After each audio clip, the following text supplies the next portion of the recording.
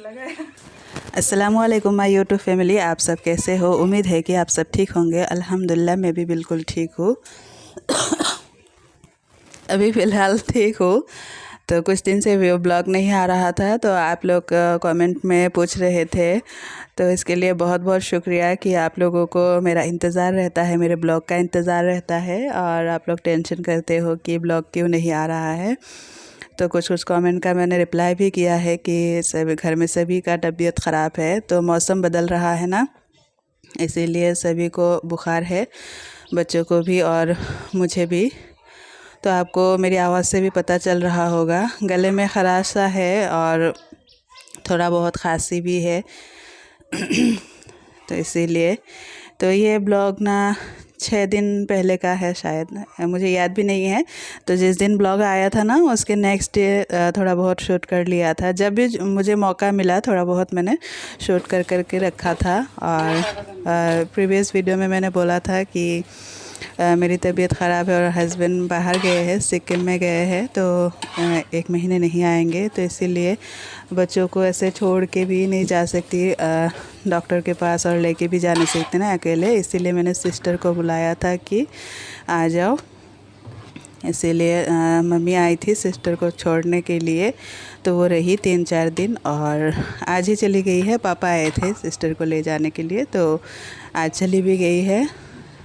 तभी मैंने सोचा कि आज भी मैं ब्लॉग नहीं डालने वाली थी, लेकिन आप लोगों का कमेंट देख के और ऐसे भी ब्लॉग नहीं डाल रही हूँ तो अच्छा भी नहीं लग रहा है। इसीलिए मैं बैठ के ना थोड़ा बहुत एडिट कर लिया। तो ये जिस दिन सिस्टर आई थी ना, उस दिन सुबह ही मैंने पराठे बनाए थे और चना दाल बनाया था। उसको बहुत पसंद है चना दाल, और सेवई उनके आने के बाद मैंने बनाया था, क्योंकि दूध वगैरह वही लाए थे ना मम्मी लोग, और यहाँ पे फ़िश वगैरह खाने की सारे चीज़ ऐसे बैग में लाए थे। तो बैग मम्मी लेके चली गई थी ना, इसीलिए सारा सामान यहाँ पे टेबल में खाली करके फिर बैग खाली कर दिया था। और यहाँ पे दूध लाए थे, 6 लीटर दूध लाए, 6 पैकेट था। तो दूध वगैरह मैं फ्रिज में रख दूँगी, क्योंकि हस्बैंड नहीं है तो दूध भी कोई लेके नहीं आने वाला नहीं है। ऐसे पास के दुकान में जो ताज़ा वाला मिल्क होता है ना, वो लाके मैं बच्चों को खिला रही थी।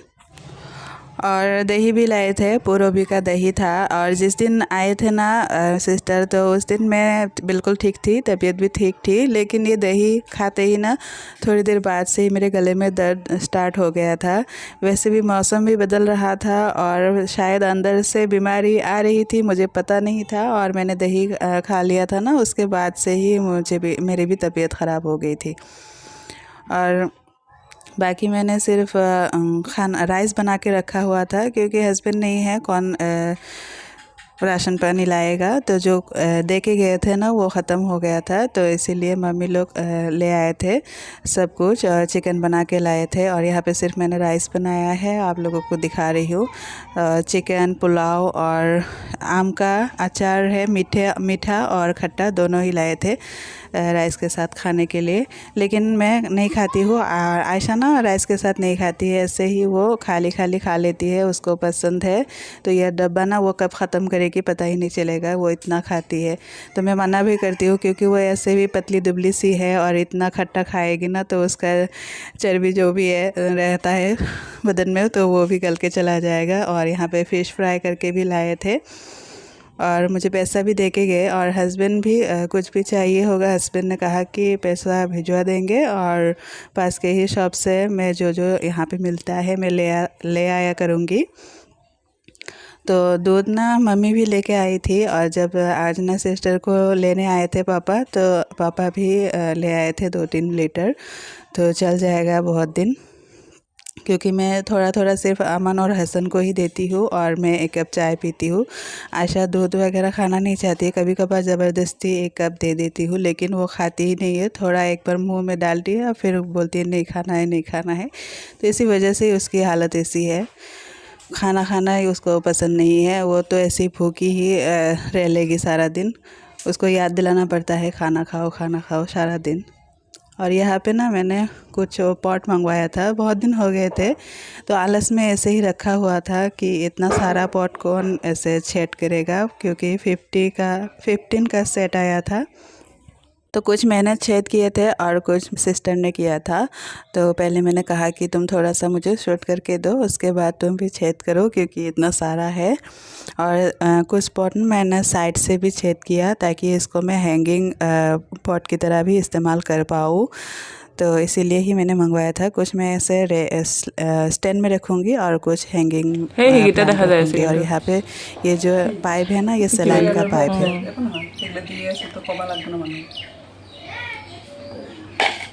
ये देखिए सारा मेरा फूटा हो गया है। অলপ স্লোলি দেখাবি, ইমান স্পিডত দেখা। मैं भावसो मानव बोर हो जाब जे की देखाई আছে सारा दिन। तो ये साइड में मैंने 4 होल कर लिए हैं, नीचे भी बहुत सारे होल कर लिए हैं। तो अभी इसको मैं हैंगिंग प्लांट बनाने वाली हूँ। तो ये मैंने लिया है, ये क्या है, सलाइन का पाइप, जिसका ये सब मैंने खोल के रख दिया है। और इसको मैं ऐसे काटी हूँ, किधर गया टुकड़ा, ऐसे काट ली हूँ। और यहाँ पे मैं थोड़ा सा मजाक में ही बात कर रही थी, तो आप लोग बुरा मत मानना। और यहाँ पे ना सेट करने के बाद थोड़ा सा ऐसे प्लास्टिक ऊपर आ जाता है, तो उसको मैंने चाकू से कट कर दिया। तो ये ना सरफेस पूरा एकदम क्लीन हो जाता है, बराबर हो जाता है। और सलाइन का पाइप मैं भी इसके अंदर डाल दूँगी और यहाँ पे काट लगा दूँगी। और अब मैं ना मुर्गी भगा रही थी, मेरे गार्डन में बहुत सारे मुर्गी आ गए थे। ये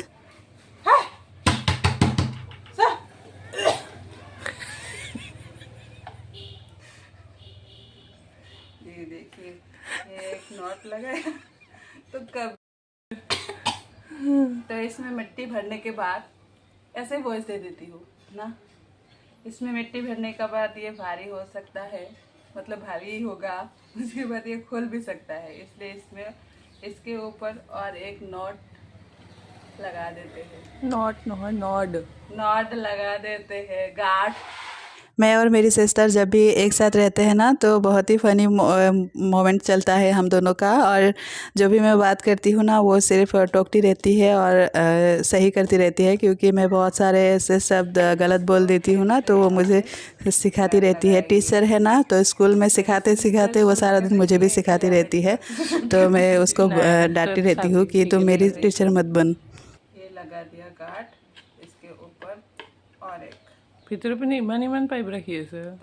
तो सुना आप लोगों ने, अभी बोल रही है अंदर से इतना लंबा पाइप रख दिया। तो वो सिर्फ मेरी गलती ही ढूंढती रहती है, ये कर दिया वो कर दिया। तो मैं अगर वो जब मेरा शूट करती है ना ब्लॉगिंग, तो अगर मैं उसकी वॉइस रखूँ ना, तो सारे ब्लॉगिंग के अंदर ब्लॉग के अंदर ना आपको सिर्फ यही सुनने को मिलेगा कि तुमने ये गलती कर दी, वो कर दी, या ये हो गया वो हो गया। तो इसीलिए बहुत सारा बातें मैंने कट कर दिया है। तो ये जिस दिन वो आई थी ना, तो उसी दिन शाम को मैंने ये सब पॉट रेडी किए थे हम दोनों ने मिल के।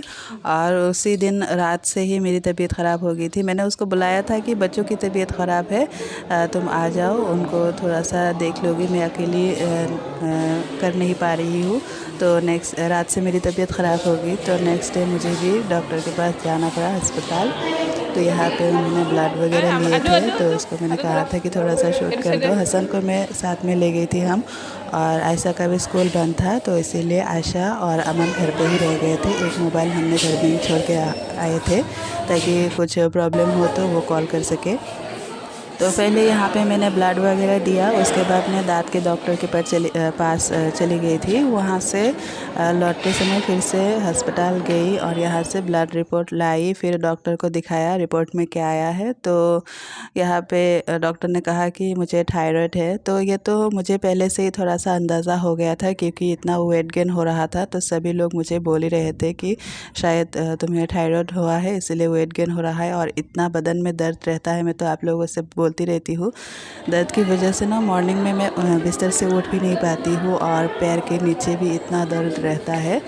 तो अभी मैंने दवाई वगैरह लिख के स्लीप में फिर घर आ गई थी। हस्बैंड जब आएंगे तभी वो दवाई लेके देंगे, क्योंकि अभी फ़िलहाल मेरे पास इतने पैसे नहीं हैं, और अगर उन्होंने भिजवाया तो फिर मैं जाके ले आऊँगी।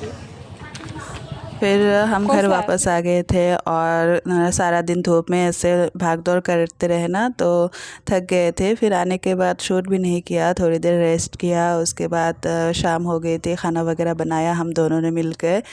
हसन और अमन तो कुछ भी नहीं खा रहे हैं। और इधर ना मैं सो गई थी और मेरी सिस्टर कब पता नहीं मेरे हाथ में मेहंदी लगा के दी, और जब मेरी जाग हुई ना तब देखा कि हाथ में उसने मेहंदी लगाया हुआ था। तो उसके बाद ना मॉर्निंग में इस हाथ में भी लगा के दिया। तो दोनों हाथ के उल्टे साइड में ही मेहंदी लगाया था, क्योंकि सीधे हाथ से ना सारा दिन पानी छूते रहते हैं, काम वगैरह करना पड़ता है, तो मेहंदी रहती ही नहीं है। तो उसने कहा था सिस्टर ने कि पूरा हाथ भर देती हूँ, लेकिन मैंने मना किया।